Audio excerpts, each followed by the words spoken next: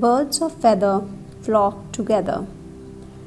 This English proverb talks about the birds, and it is common to see large group of birds flying together.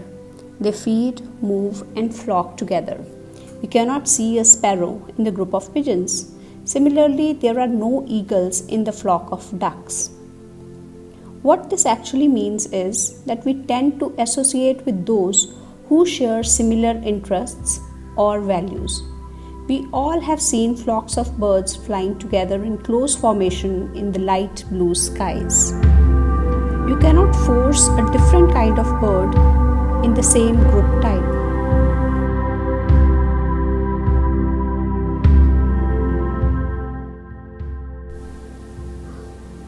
Similarly, when birds fly long distances, they go in flocks because they are comfortable with the ones of their type when they travel long distances. And this is how humans also act. Those with the similar habits and interests form friendships and associations with each other.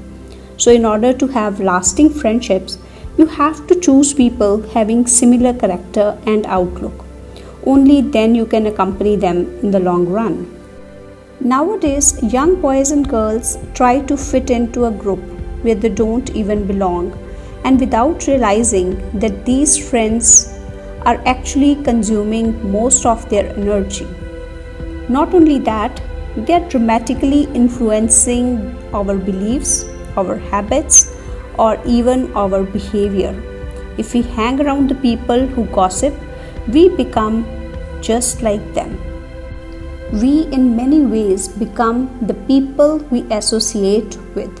So it's very important to select our friends with great care and great acumen, because their mentality will ultimately become our mentality. This reminds me of one of my students named Reena. She was a very famous girl and popular in the school. She would invite whole class on her birthday and would have great parties from time to time, and everybody liked being in her gang. She was such a busy girl with so many friends that she hardly got a chance to spend time with individual friends.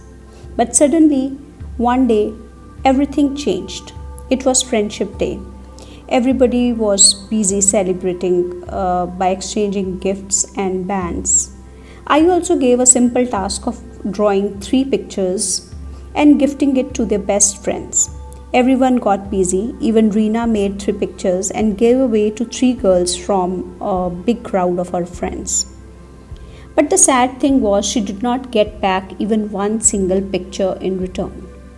She became sad and started crying, and on asking, she told me that she did not have one single true friend by her side.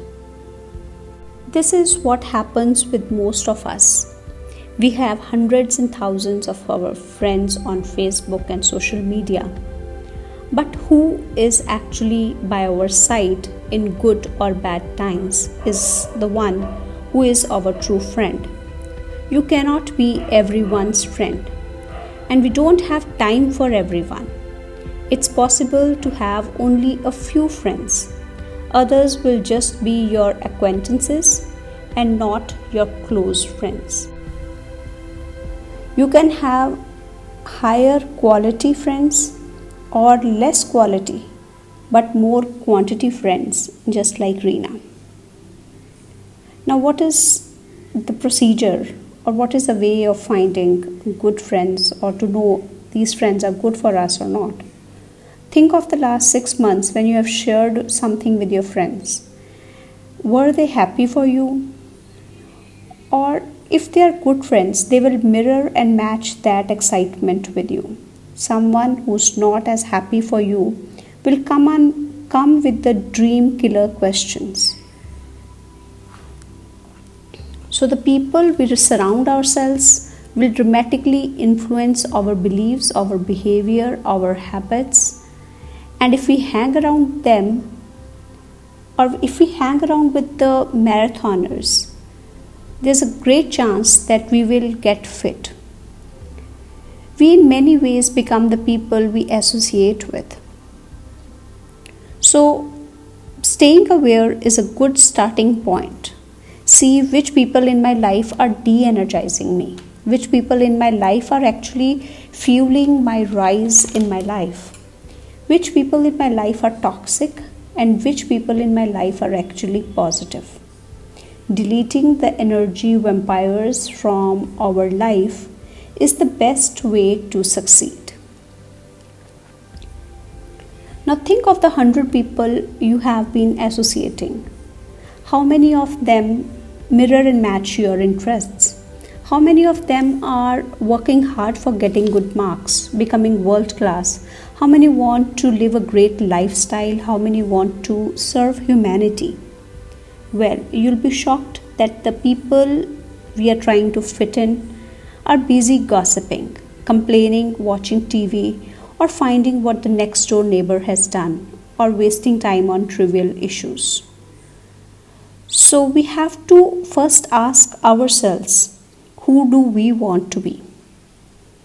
So, for example, if we are going for a walk with a person who walks much faster than us, we or is working out in really well, we automatically get inspired to come up to their level. So, picking up friends is also staying aware and checking our own values. We have to know our own priorities in order to choose our friends. Which values matter to me the most?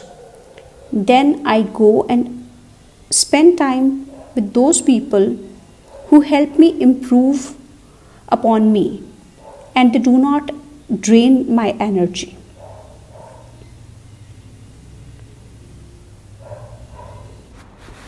Life is partly what we make it and partly what it is made by the friends we choose. So it's not what we have in our life that matters, but who we have in our life that matters. Thank you, friends, and have a nice day.